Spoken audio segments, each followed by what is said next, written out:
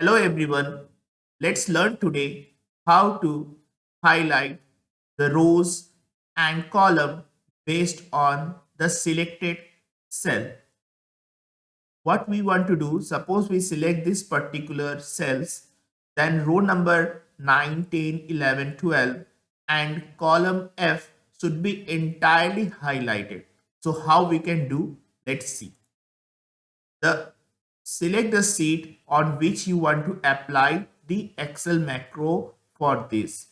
Right click on sheet 3, go to view code and select from here the worksheet. I have a code for this.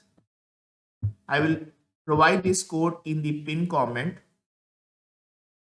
Paste the entire code here.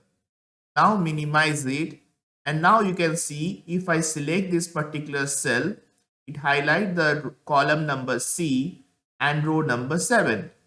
If I select this much number of columns and cell, it highlight it respectively based on the selection of the cells.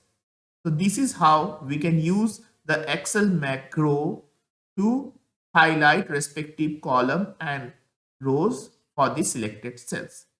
Thank you for watching. If you like my video, please view other videos for more information on Excel tips and tricks.